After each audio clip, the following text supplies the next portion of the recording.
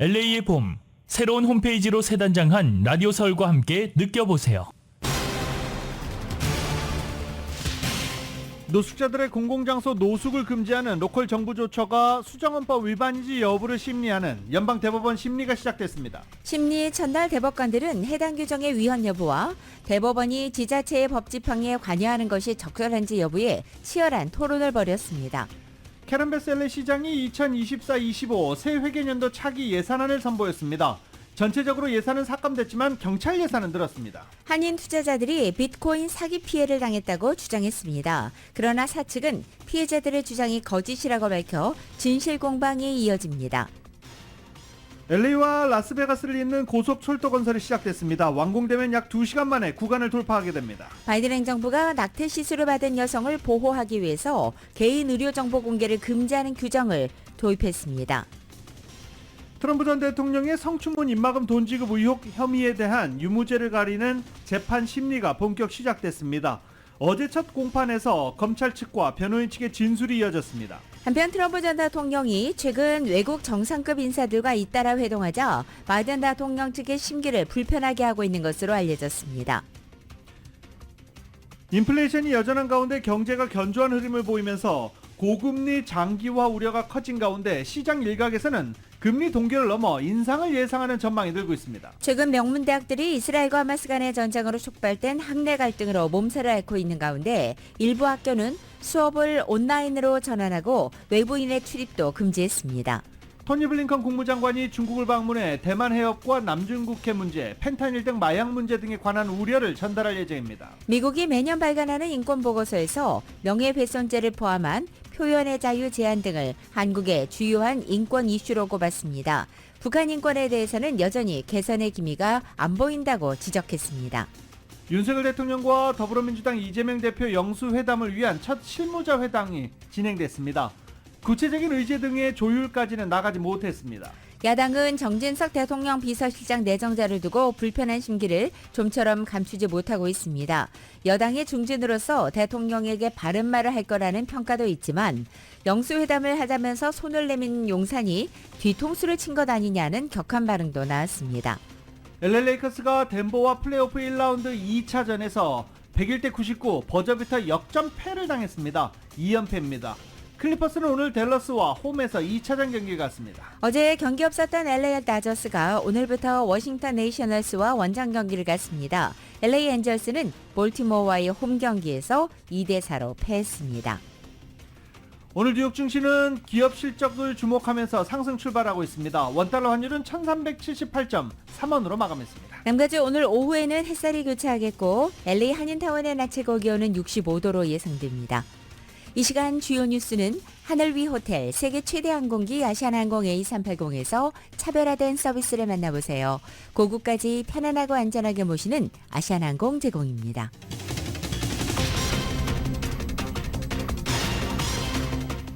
여러분 안녕하십니까? 김윤정입니다. 안녕하십니까? 유지승입니다. 2024년 4월 23일 화요일 라디오 서울 모닝 뉴스 2부입니다. 노숙자 문제, 지금 LA, 남가주, 캘리포니아 모두 문제이긴 합니다. 그런데 다른 도시도 마찬가지입니다. 노숙자 문제 지금 미국의 가장 큰 문제로 대두되고 있는데 보도와 공공부지, 그러니까 공공장소에서 노숙을 금지하는 로컬 정부 조처가 수정헌법 위반인지의 여부를 심리하는 대법원 심리가 어제부터 시작됐습니다.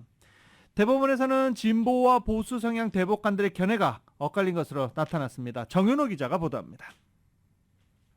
22일 첫날 심리에서 연방대법원의 3명 진보주의 대법관들은 시정부의 노숙자들을 체포하고 벌금을 부과하는 광범위한 권한을 주는 것이 우려스럽다는 시각을 나타냈습니다. 진보 성향의 엘레나 케이건 대법관은 잠을 자는 것은 생물학적인 필요에 따른 것이라면서 시정부가 노숙을 처벌하는 행위가 마치 노숙자라는 지위를 범죄화하는 것처럼 보인다고 지적했습니다. 반면 존 로버츠 대법원장이 이끄는 보수주의자 대법관들은 노숙 행위를 헌법적인 보호를 받을 만한 지위로 취급하는 것에 회의적이라는 입장을 밝혔습니다. 사람들은 일주일 동안 노숙을 하고 그 다음 주에는 쉘터를 찾아갈 수 있다면서 노숙은 법적인 보호를 받을 만한 지위가 되지 않는다고 지적했습니다. 오레건주의 그랜 패스시를 대표하는 변호사는 시정부가 보도나 공공부지에서 잠을 자는 노숙자들에게 벌금을 부과하는 조처가 위헌이라고 판결한 제구 순회 항소법원의 결정 때문에 서부에서 노숙자 문제가 더 악화됐다고 밝혔습니다. 그랜 패스시를 대표하는 변호사는 대법관들에게 제구 순회 항소법원의 실패한 실험을 끝내라고 촉구하며 시정부가 사람들이 노숙하는 행위를 제한할 수 있는 유연성을 가져야 한다고 주장했습니다.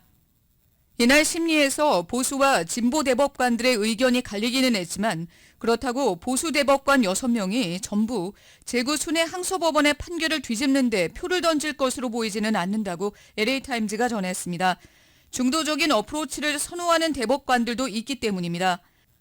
중도적인 어프로치는 로컬 정부가 노숙 행위를 규제하는 것은 허용하지만 도시 전체에서 노숙을 금지하는 것은 아니고 노숙할 수 없는 구역을 별도로 지정해 지정된 구역에서만 노숙을 금지하는 방법입니다.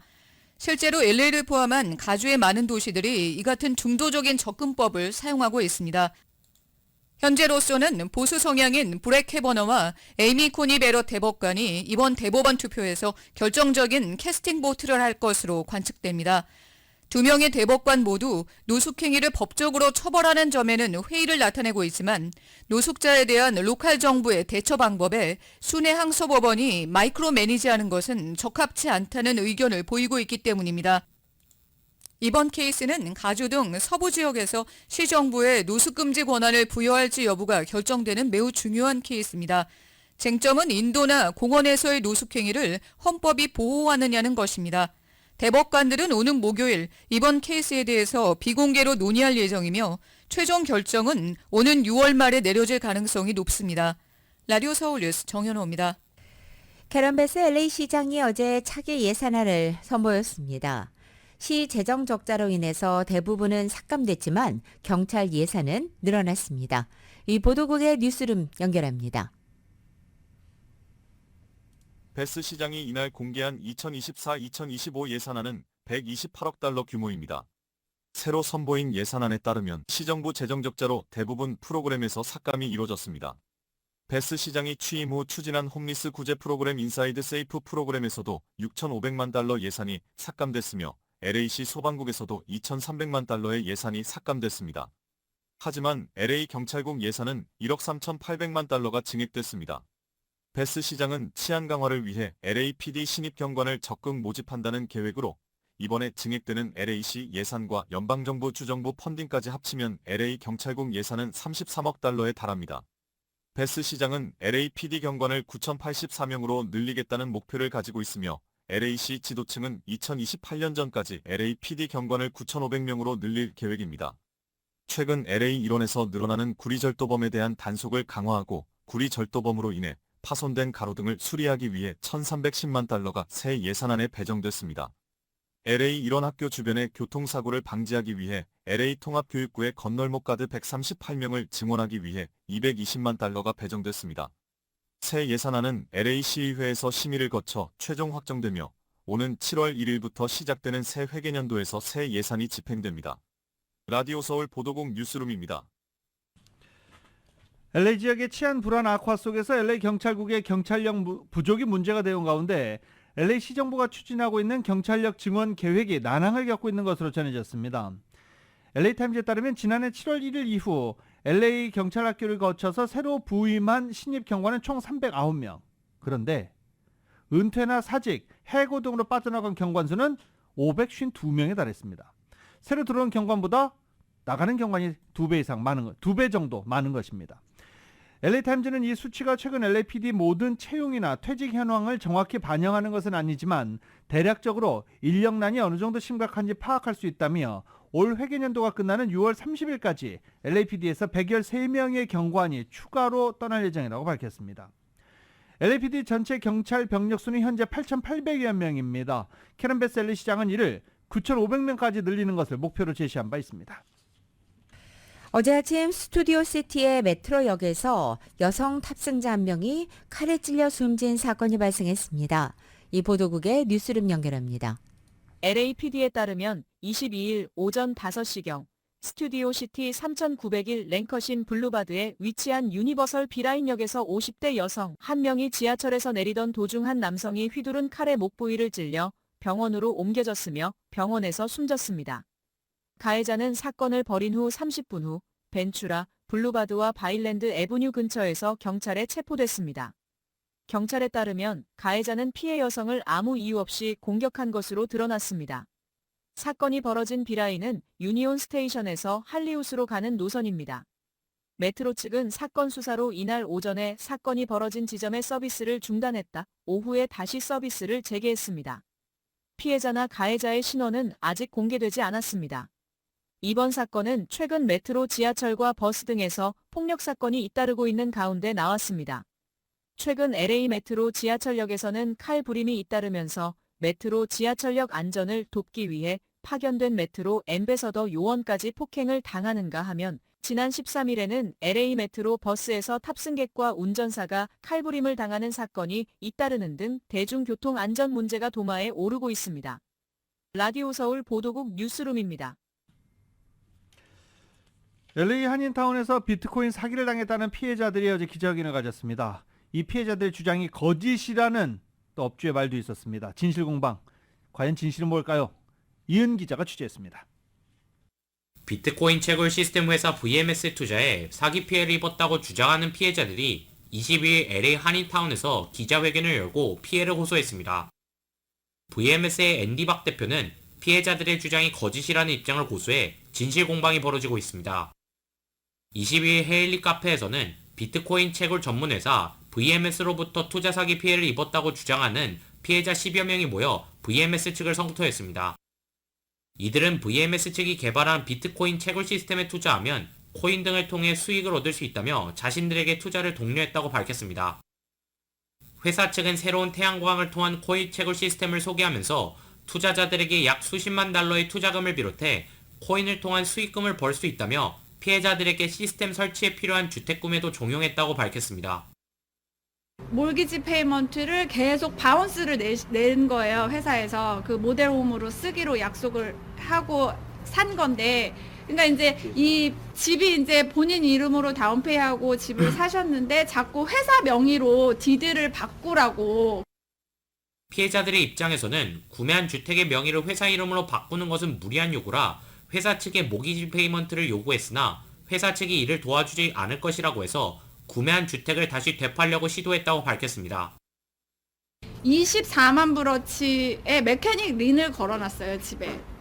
근데 메케닉 린은 누구라도 접수는 할 수 있어요. 일단은 접수는 할 수 있는데 90일 안에 컨트랙터 라이센스하고 VMS 측이 투자금을 받은 뒤 투자자들과 수익과 관련해 의문스러운 점을 제기하면 답변을 제대로 하지 않고 정보 제공을 막아버렸다면서 회사의 코인은 이미 휴지 조각이 되어버렸다고 주장했습니다.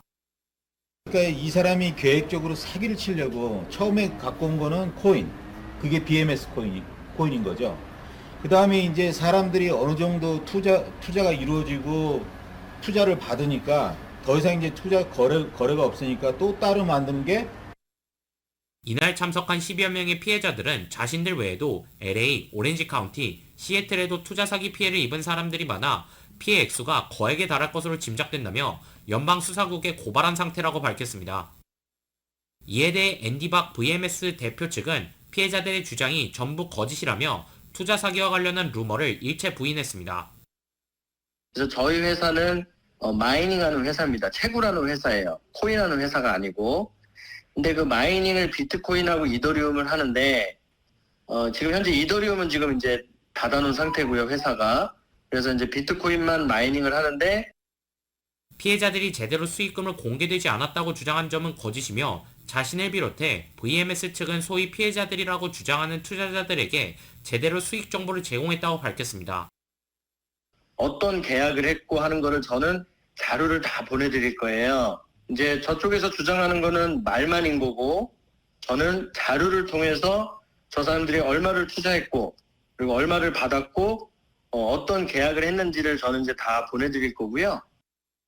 박 대표는 피해를 입었다고 주장하는 사람들에 대해 현재 형사고발을 준비 중이라는 입장을 밝히고 적금 금지 명령 신청까지 준비하고 있는 상황이라고 덧붙였습니다. 이미 준비하고 있어요. 예, 왜냐면 너무 심한 욕설과 위협하고 협박 그리고 제가 이제 딸을 키우는데 이제 뭐 딸 학교까지 뭐 그 거론을 하면서 하는 그런 약간 좀 저질스러운 행동들과 말을 많이 해서 앤디 박 대표는 오는 24일 자신의 입장을 밝히기 위해 기자회견을 열겠다고 밝혔습니다. 라디오 서울 뉴스 이윤입니다. 지난 수년간 계획 단계를 거친 LA와 라스베가스 간 고속철도 공사가 마침내 본격적으로 착공돼 미국 국내 최초의 고속철 시대가 현실화될 전망입니다.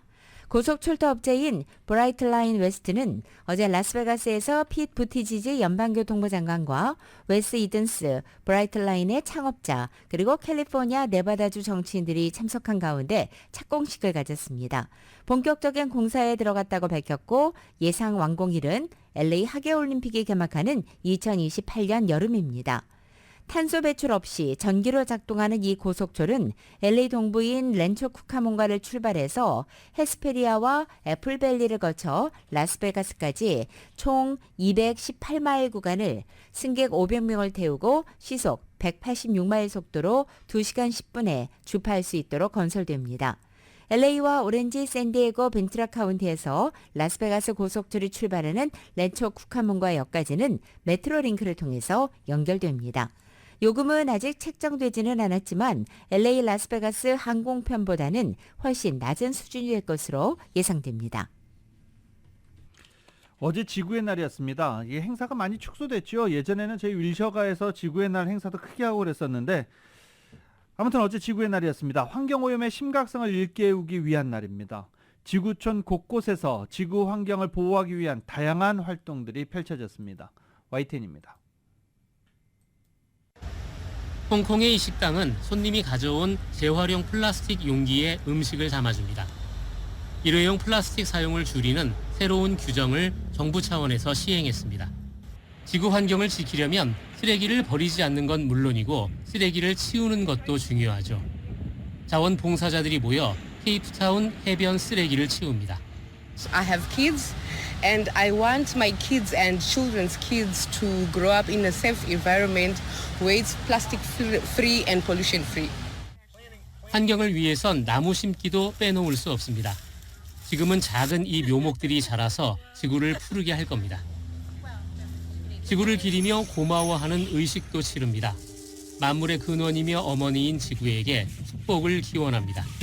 정치인들도 친환경 정책으로 거들었습니다. 미국 대통령은 태양광 프로젝트를 본격 가동하겠다고 발표했습니다. To reduce family energy costs for folks with low and moderate incomes today, the Environmental Protection Agency will invest $7 billion from our Inflation Reduction Act in a new program called Solar for All. 지구의 날은 1970년 시작된 민간 주도의 세계 기념일입니다. 올해는 플라스틱 사용을 줄이는데 초점이 맞춰졌습니다. YTN 권영입니다.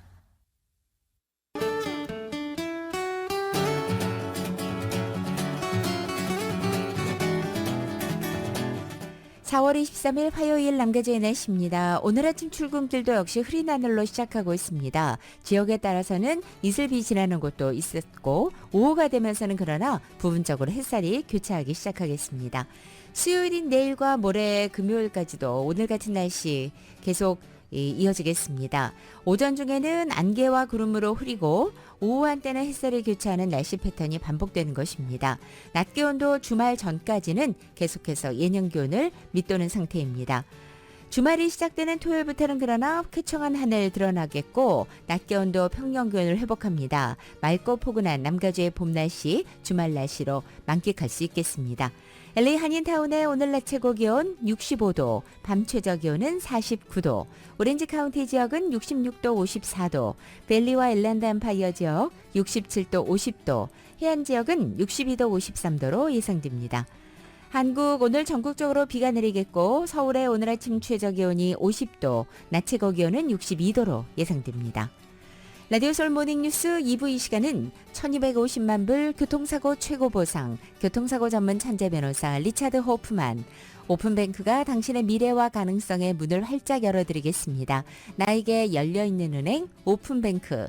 총 20억 달러의 승소, 크고 작은 교통사고와 상해, 브라이언 타펠라와 CG러, 집융자와 커머셜, SBA 융자, 급한 하드머니까지 모든 융자를 잘하는 융자나라 공동 제공입니다.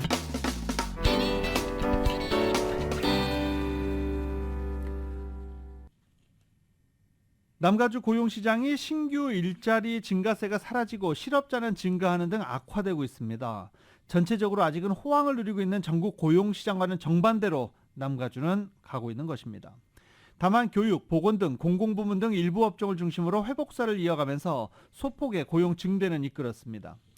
캘리포니아 고용개발국에 따르면 3월 캘리포니아 비농업 부문 일자리는 1,799만여 개로 전달의 1,796만여 개에 비해서 일자리가 2만 9천여 개 증가에 그쳤습니다. 지난 3월 캘리포니아 실업률은 5.3%를 기록해 전달 최종치인 5.3%와 같았습니다. 하지만 전년 동기 2023년 3월 4.5%에 비해서는 0.8%포인트 높은 수준입니다. 고용개발국은 부진한 실업률에도 불구하고 캘리포니아 신규 일자리는 2020년 4월 경기 회복이 시작된 이후 지난 3월까지 47개월, 47개월 연속 증가세를 기록했다라고 강조하기도 했습니다. 고용개발국은 실리콘밸리 정보통신, IT 기업 등에서 해고가 늘었지만 다른 업종 채용이 이를 만회한 것으로 분석하기도 했습니다. 반면 제조업 부문에서 전달 대비 가장 많게 5,300개 정도의 일자리가 감소했으며 정보통신 부문서도 일자리 700개가 줄었습니다. LA 카운티와 오렌지 카운티 고용 상황도 좋지 않습니다. LA 카운티 실업률은 3월 5.4%로 전달 최종치와 같았지만 전년 동기에 비해서는 0.5%포인트 높은 수준입니다. 3월 오렌지 카운티의 실업률도 3.9%로 전달 최종치 4.2%에 비해 0.3%포인트 하락했습니다. 하지만 전년 동기 3.3%와 비교하면 0.6%포인트가 높은 것입니다. 오렌지 카운티에서는 11개 주요 업종 중 보건, 교육 부문에서 전달 대비 가장 많은 15,000여 개 일자리가 늘었습니다. 아이비리그 사립대 같은 명문대학들이 갈수록 학비 보조 혜택 대상을 확대하고 있습니다. 지난해 대입 전형에서 인종 요인 고려가 금지된 이후에 학생 다양성 강화를 위해서 재정 지원 대상을 넓히는 대학들이 늘어나고 있는 추세라는 것입니다. 다트머스 대학은 최근 수업료의 기숙사, 식비까지 포함되는 무상 등록금 수혜 대상을 연소득 기준 12만 5천 달러까지 2배 가까이 늘렸습니다. 명문 주립대로 꼽히는 버지니아 대학과 노스캐롤라이나 대학도 최근 학비 보조 혜택 확대안을 발표했습니다. 고등교육 전문지인 인사이드 하이에드는 입학 경쟁이 치열한 명문대들에 잇따른 학비 보조 혜택 강화가 지난해 연방대법원이 대입 전형에서 인종 요인 고려를 허용한 소수계 우대 정책 어퍼머티브 액션에 대해서 위헌 결정을 내린 뒤에 두드러지고 있다고 분석했습니다. 입학 전형에서 인종 요인 고려가 금지되면서 많은 대학들이 재정 지원 대상 확대를 학생 다양성 강화의 새로운 전략으로 여기고 있다는 것입니다. 이 같은 시각은 최근 프린스턴 대학이 발표한 학부 입학 전형 정책 심의 결과에서도 보여지고 있습니다. 주미 대사관이 운영하는 재미 한인 장학기금, 이 재미 한인 장학기금입니다. 여기서 장학생 선발 계획을 발표했습니다. 올해 선발 인원은 지난해 69명에서 80명으로 확대될 예정입니다. 주미 대사관 측은 올해는 특히 우수 학생들의 적극 지원을 유도하기 위해 대학생이나 대학원생 장학생 중 최우수 장학생 및 우수 장학생을 선정해 최우수 장학생에게는 1인당 5,000달러, 우수 장학생에게는 1인당 3,000달러를 지급할 방침이라고 밝혔습니다. 일반 장학생들에게는 1인당 1,500달러를 지원합니다. 재미한인 장학기금 대학생 장학생은 대학 정규 학사학위 이상 과정에 재학 중인 한국계 대학생 또는 대학원생으로 직전 1년간 GPA 3.0 이상인 학생은 전공에 관계없이 누구나 지원이 가능합니다. 올해 장학생 선발은 LA를 포함한 각 총영사관별 원서 교부 및 접수, 각 총영사관 지역심사, 주미대사관 중앙심사 및 장학금 지급의 순서로 진행될 예정입니다. 심사는 원서 교부는 4월 22일 어제부터 시작이 됐고요. 그리고 장학금 지급은 9월 30일 할 예정입니다. 조 바이든 대통령이 미국의 시민권자와 결혼한 불법 입국자들을 대상으로 합법적인 체류 신부를 허용하는 구제 방안을 검토하고 있는 것으로 알려졌습니다. 월스트리트저널의 어제 보도에 따르면 바이든 행정부 당국자들은 미국에서 오랫동안 거주하고 일해온 불법 체류자들에게 취업 허가증을 발급하거나 추방을 면하는 방안을 논의해왔습니다. 특히 부모 한 명과 자녀가 미국 시민이지만 나머지 부모 한 명이 불법 체류자인 가족들을 돕는데 초점을 맞추고 있습니다. 통상 미국 시민권자와 결혼한 이민자는 영주권을 신청할 수 있지만 한 번 이상 불법 입국했거나 위조된 공문서를 사용한 경우 영주권 신청이 금지됩니다. 현재 미국 내에는 미국 시민과 결혼한 불법 체류자 약 110만 명이 있는 것으로 추정되고 있습니다. 찬반 논란이 첨예했던 미국 정부 당국의 국외 외국인 도감총 허용 법안이 2년 연장됐습니다. 연방상원이 2년간 재승인하는 법안을 처리해 백악관으로 넘겼는데요.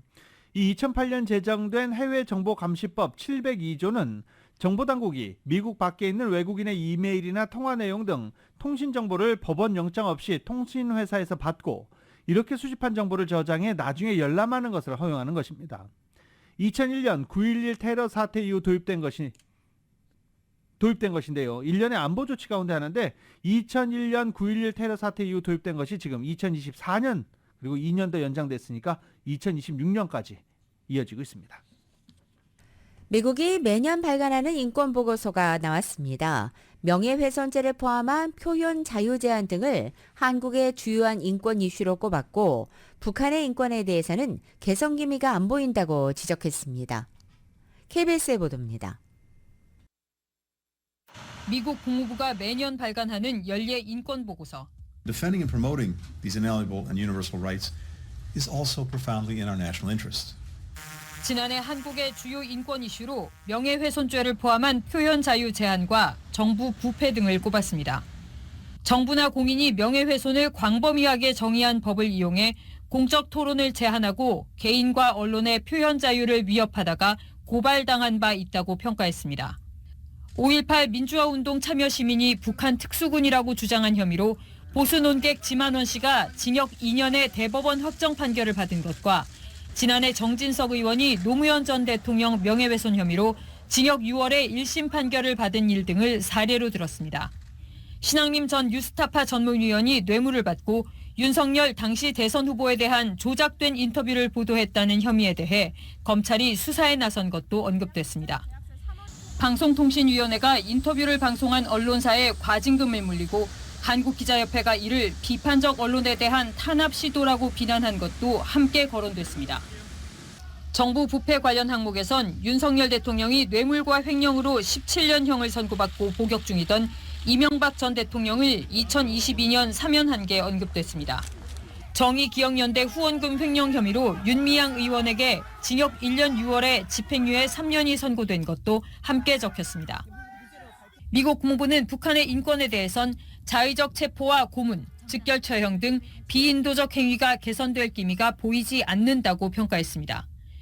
보고서는 지난해 북한에서 유의미한 인권 개선 상황은 발견되지 않았다고 지적했습니다. 워싱턴에서 KBS 뉴스 이정민입니다.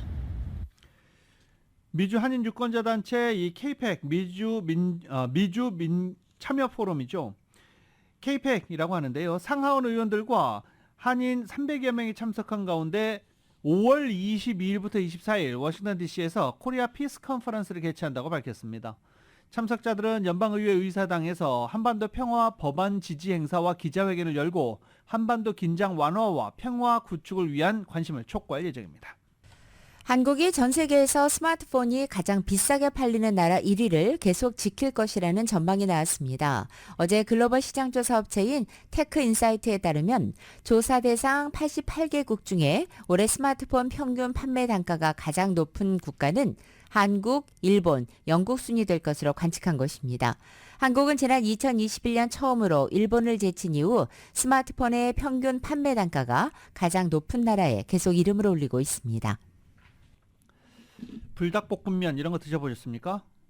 난 너무 맵던데 하시는 분들도 많으신데 이거 전 세계적으로 엄청난 열풍이죠. 야, 이해하기 어렵다라는 분들도 많지만 열풍입니다. 이 열풍이 어느 정도냐면요. KBS입니다. 분홍색 종이 가방에 들어있는 선물을 확인하는 외국인 수녀.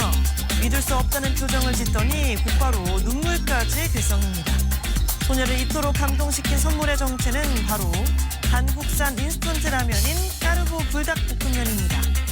해당 영상은 이달 초 한 동영상 플랫폼에 게시된 뒤 5,900만 회가 넘는 조회수를 기록하며 화제를 모았습니다. 최근 미국 유력 일간지 뉴욕타임스가 이 영상을 소개하며 미국에서 입소문을 타고 품귀 현상까지 빚고 있는 까르보 불닭볶음면의 인기를 조명했습니다. 해당 기사에선 미국 유명 여성 래퍼 카디비가 지난달 공식 계정에 올린 영상도 거론됐는데요. 영상에서 카디비는 차로 30분을 운전해서 겨우 까르보 불닭볶음면을 구했다고 밝혔습니다. 이를 두고 뉴욕타임스는 유명 연예인조차 찾기 힘든 라면의 인기를 입증하는 셈이라며 해당 제품은 미국 내 한국 식료품점뿐 아니라 아마존, 월마트 등 소매점에서도 판매되고 있지만 구하기가 쉽지 않다고 전했습니다. 뉴욕타임스는 이 라면의 인기 요인을 3가지로 분석했습니다. 기존 인스턴트 라면의 틀을 깨고 까르보나라라는 고급스러운 맛으로 접근성을 높였다는 점, 그리고 자유로운 레시피 변형이 가능하며 사진으로 남기기 좋다는 점도 인기 요인으로 꼽았습니다. 미국 미네소타주의 한 고속도로, 도로를 이탈한 SUV 차량 한 대가 조명 기둥과 충돌한 뒤 화염에 휩싸였습니다. 그러자 급히 차를 세운 뒤 사고 차량 주변으로 몰려드는 사람들. 차에서 빠져나오지 못하는 운전자를 구하기 위해 너나 할 것 없이 불타는 차로 뛰어듭니다. 하지만 운전석 문이 가드레일에 가로막혀 좀처럼 열리지 않습니다. 심지어 폭발음과 함께 불길은 더 거세집니다. 하지만 물러서지 않고 다시 구조에 손을 뻗는 사람들. 다행히 고속도로 구조대가 때마침 도착했고 힘을 합쳐 운전석 창문을 모조리 깨뜨린 끝에 운전자를 밖으로 끌어낼 수 있었습니다. 병원으로 이송된 운전자는 심각한 부상을 입지 않은 것으로 알려졌습니다. 당시 필사적으로 한 생명을 구하려는 시민들의 모습이 공개된 뒤 이들이 진정한 영웅이라는 반응이 쏟아지고 있다고 합니다. 지금까지 이슈 SNS였습니다.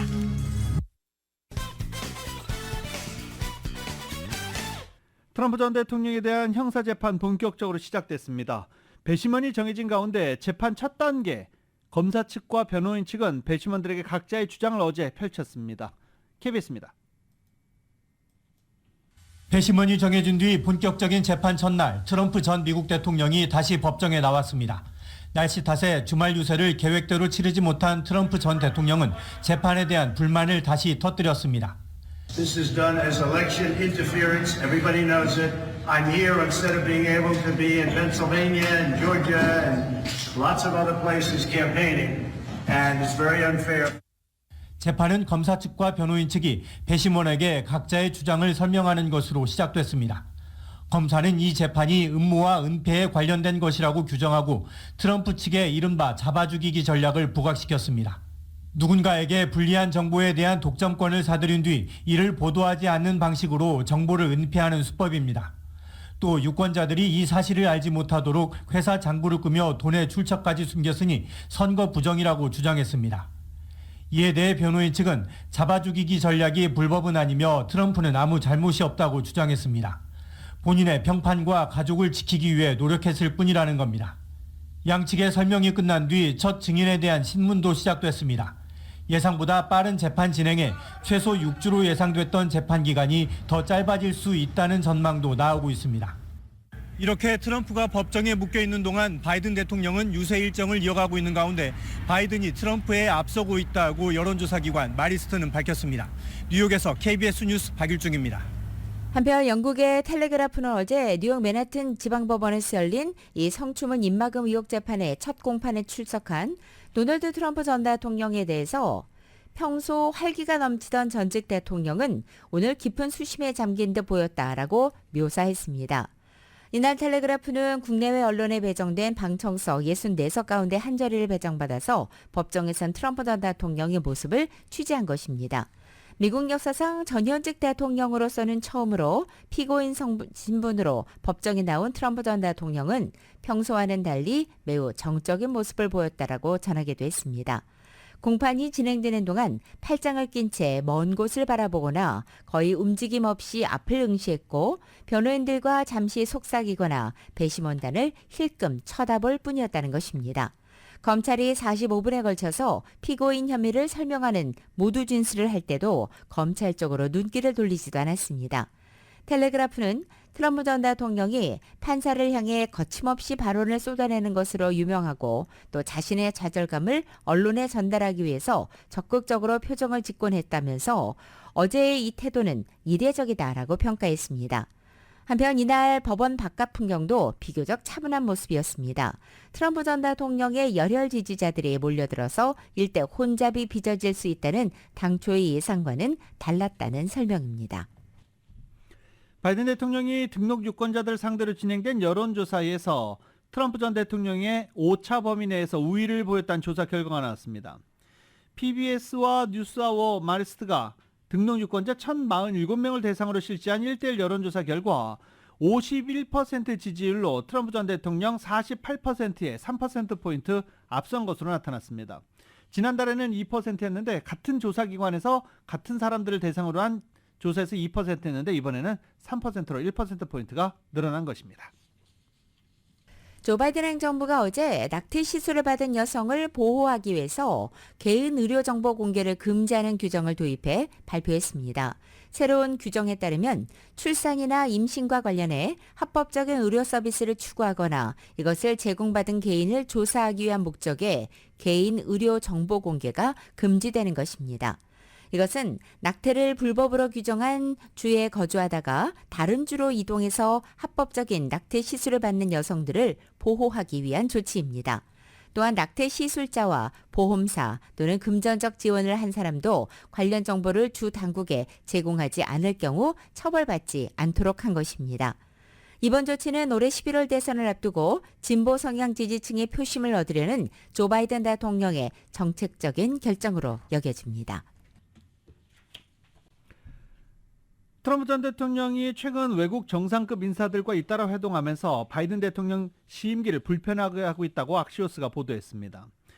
지난 2월 24일 보수 진영 최대 연례 행사인 보수 정치행동회의에서 하비에르 밀레이 아르헨티나 대통령과 만났습니다. 이동 중 만난 두 사람은 격하게 포옹하면서 서로를 반긴 것으로 전해졌습니다. 바이든 행정부는 이 같은 만남이 적절했는지 의문을 제기했다라고 악시오스는 전했습니다. 또 마텐 스탠리 주 아르헨티나 미국 대사는 부에노스아이레스에서 열린 비공개 행사에서 아르헨티나 외무장관과 면담하고 다른 국가가 미국 내 선거에 개입하는 것은 적절하지 않다는 뜻도 전하기도 했습니다. 그 외에 트럼프 전 대통령은 뉴욕 맨해튼 트럼프 타워에서 지난 17일 안제이 두다 폴란드 대통령을 만나 우크라이나 전쟁과 중동 문제를 논의했고 지난 8일에는 플로리다 마러라고 리조트에서 데이빗 캐머런 영국 외무장관을 만나기도 했습니다. 역시 나토, 우크라이나, 가자지구 전쟁 등에 대한 미래에 대해서 논의한 것으로 전해졌습니다. 지난달에는 친러시아 성향의 오르반 빅토르 헝가리 총리가 마르라고를 방문하기도 했습니다. 뉴욕을 방문 중인 아소다로 전 뉴욕 일본 총리도 트럼프 전 대통령과 회담할 방침으로 알려지고 있습니다. 트럼프 전 대통령은 젤렌스키 대통령과의 초청은 거절한 상태입니다. 바이든 행정부는 이 모습을 보고 부글부글 외국 정상들을 만나고 있는 트럼프가 못마땅합니다. 라디오 서울 모닝뉴스 함께하고 계십니다. 라디오 서울 모닝뉴스 스포츠 소식입니다. 스포츠 소식은 전문가가 추천하는 이민법과 가정법 전문 제인정 종합법률사무소 제공입니다. 어제 LA 레이커스와 덴버 너게츠 간의 플레이오프 1라운드 2차전 경기 열렸습니다. 스코어는 99대 99, 남은 시간은 4초. 덴버의 자말 머레이가 공을 갖고 있었습니다.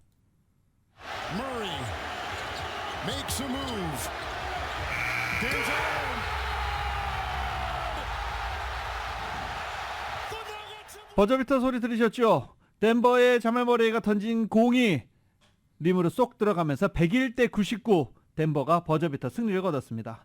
LA 레이커스는 99대 101로 이렇게 패하면서 지금 플레이오프 1라운드 2연패 당하고 있는 상황입니다. 뭐 더 높은 곳을 바랬다고 그러면 레이커스는 욕심이죠. 정규 시즌은 8위를 했던 팀이 정규 시즌 2위를 했던 팀을 뭐 업셋하겠다. 뭐 지난해 하기는 했었지만 아무튼 그렇습니다. 경기 후에 르브론 제임스 기자회견장에서의 그 행동 논란이 되고 있는데 굉장히 무례했죠. 논란이 되고 있는데 이런 소식은 다음에 전해드릴 수 있도록 하겠습니다. 이 한국의 올림픽 축구 대표팀이 숙적인 일본마저 꺾고 조 1위로 8강에 진출하기까지는 이 숨은 활약을 빼놓을 수 없는 선수가 있습니다. 3경기 연속 도움을 기록한 이태석 선수입니다. 아버지 이을용을 쏙 빼닮은 왼발킥과 승부욕이 압권으로 꼽힙니다. KBS 보도입니다. 후반 종료 직전 이영준의 극장골을 합작한 왼발 코너킥. 이영준에게 또 택배처럼 배달된 왼발 크로스. 라이벌 일본을 무너뜨린 통렬한 코너킥 득점까지. 조별리그 3연승 조 1위 8강행에는 왼발 도움이 이태석이 있었습니다. 이겼지만 이제 앞으로 이제 8강이라는 정말 중요한 어떻게 보면 대회가 나올 것 같고 또 8강에서 많은 국민들이 응원해 주시고 저희가 또 승리로 보답할 수 있게 열심히 잘 준비하겠습니다. 이태석은 한일 월드컵 영웅 이을용의 큰아들로 아버지처럼 FC 서울에 입단해 화제를 모았습니다. 아버지가 왼발로 황선홍의 역사적인 폴란드전 선제골을 도운 것처럼 이태석은 왼발로 감독 황선홍을 위기에서 구해냈습니다. 지지 않으려는 승부욕도 아버지를 쏙 빼닮았습니다. 세트피스 상황에서 일본 선수와 보기에도 아슬아슬한 몸싸움을 벌입니다. 아버지 이을용은 때때로 그라운드에서 격정을 폭발했지만 이태석은 열정과 냉정 사이를 절묘하게 오갔습니다. 2002년에 태어나 한일 월드컵 둥이로 불리는 이태석. 4강 신화를 아버지와 함께 쓴 황선홍 감독과 이번엔 10회 연속 올림픽 출전이란 대기록을 향해 달려갑니다. KBS 뉴스 김기범입니다. 어제 LA 다저스는 경기 없었습니다. LA 다저스는 오늘부터 이제 워싱턴 원정 경기에 돌입하게 됩니다.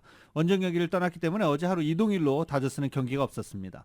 그리고 어제 이 애너하임 쪽에는 이슬비 좀 내리는 와중에 경기 LA 엔젤스가 펼쳤습니다. 엔젤 스테디움에서 LA 엔젤스가 볼티모어와 경기를 했는데 볼티모어 지금 우승 예부 후보팀이죠. 네, 볼티모어를 상대로 2대4로 패했습니다. LA 엔젤스는 뭐 오타니 떠나고 난 다음에 모두가 우려했던 대로 마이크 트라웃 보는 재미 이거마저 없으면 LA 엔젤스 더 힘들어질 것으로 보입니다. 도시 개발, 그 주위 환경 개발 이런 데 뭐 너무 치중하고 있는 게 아닌가라는 비난이, 야구 팬들의 비난이 쏟아지고 있는 중입니다. 이런 가운데 어제 샌프란시스코의 이정우 선수는 11경기 연속 안타 이후 한 경기 주춤했지요. 그리고 어제 다시 안타를 생산해냈습니다. 샌프란시스코는 뉴욕 매치에게 5대2로 승리를 거뒀습니다. 샌디에고 파드레스는 콜로라도를 3대1로 꺾었는데 김하성 선수는 안타를 기록하지 못했습니다. 그리고 출루도 하지 못했습니다. 그래서 10경기 연속 출루 행진은 김하성 선수는 마무리됐습니다. 2024년 4월 23일 화요일에 전해드린 라디오 서울 모닝뉴스 여기서 마치겠습니다. 지금까지 진행의 유지승, 김윤정이었습니다. 모닝뉴스 2부 이 시간은 1250만 불 교통사고 최고 보상, 교통사고 전문 천재 변호사 리차드 호프만, 오픈뱅크가 당신의 미래와 가능성의 문을 활짝 열어드리겠습니다. 나에게 열려있는 은행 오픈뱅크, 총 20억 달러의 승소, 크고 작은 교통사고와 상해, 브라이언 타필라와 CGL러, 집융자와 커머셜 SBA 융자, 급한 하드머니까지 모든 융자를 잘하는 융자나라 공동 제공이었습니다. 잠시 후 9시에는 강혜신의 오늘의 미국이 방송됩니다. 함께해 주신 여러분 고맙습니다.